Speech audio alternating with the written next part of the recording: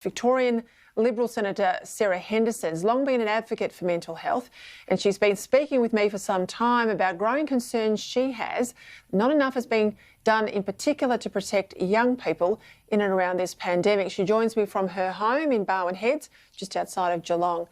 Sarah, I want to go to this issue, particularly in your region area of Geelong. There's been a cluster of youth suicides.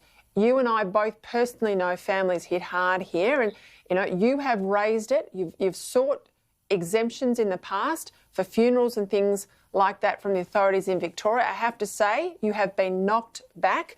I haven't seen enough compassion in this case from the Victorian government. How can we walk the walk here rather than just talk about mental health and all these announcements, millions of dollars, if we've got cases like this in Perth? What can we do more on the ground? Well, Peter, good evening. Great to join you. And yes, mental health is always a very serious issue, but even more so during the pandemic. And as you mentioned, we've had a really serious situation in the Geelong region where 5 wonderful young men have taken their own lives, and that has caused so much grief. And I discovered, in fact, that despite the incredible resources that we are putting into headspace, into mental health prevention, into mental health research, and in fact Greg Hunt made another fantastic announcement today, there are still people falling through the gaps. And in Victoria and in our region, there's no youth beds. They're called prevention and recovery care beds. So this missing middle of mental health services in Victoria, as identified by the Royal Commission, is an absolutely massive issue. And while there are these called youth park beds in Melbourne and Ballarat, there are none in the Geelong region. And I have been crying out for this investment for some 12 months, Peter, and it is absolutely shocking that we haven't seen any agreement by the state government to provide what is a relatively small amount of funding to make sure that we can have these resources. Sarah, you said young men. I know, we're talking about teenagers here. We're talking about boys, really, at year 8, year 9, year 10, pretty vulnerable people anyway as they're growing up, let alone at this particular time without all the usual supports of their mates. Particularly we're talking about men, but increasingly it's young women and girls as well. What sort of avenues are there for parents, or, because there isn't all the usual checks and balances that you might have with schools where teachers pick up something that seems a bit untoward, or rather students speak to teachers about one of their mates. How do they go in a situation like this when people are at home and vulnerable? Well, it is really tough, and we have our conventional services like Headspace, Peter, but I was absolutely delighted after taking this issue to Greg Hunt a number of months ago. We've now provided more than $500,000 in our region to set up a special suicide prevention group. So this is a group of principals, of agencies, all of the key stakeholders to work out where the gaps are.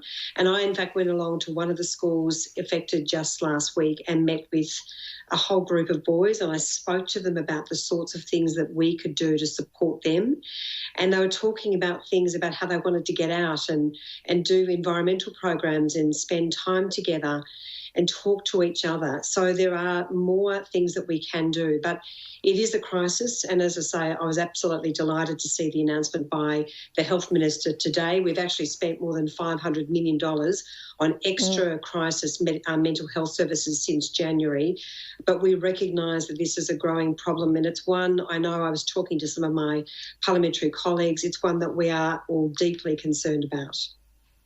Well, keep up the fight in particular for those acute care beds for young people. Thank you for the time. Thanks for discussing this. Can I just mention one thing? Yep. Just very quickly, you mentioned about how I sought an exemption to have more than 20 people at the funeral for one of the young men who died. And I spent weeks, and you and I have spoken about this, trying to get this exemption. It was supported by Brendan Murphy, and I won't name this person, but someone very senior in the Victorian Department of Health said they would not allow it because they have a Victorian Charter of Human Rights.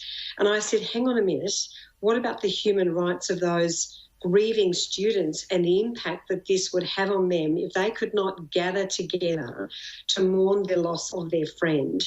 So something really unsettling is happening in Victoria, where the Victorian Charter of Human Rights is being cited to stop an exemption so that these young students could gather and grieve the passing of their great friend and mate. So I was absolutely horrified about that, and I really hope that that does not happen again. And the mother of that boy, who I know very well, wanted a funeral, and she wanted a funeral with a casket so that his mates could see that suicide is final, because too many of that peer group had lost their lives. I'll have to leave it there. And please, if anyone is distressed, I want you to call Lifeline for help 131114 or lifeline, www.lifeline.org.au. Thank you, Sarah Henderson. Thanks for your time.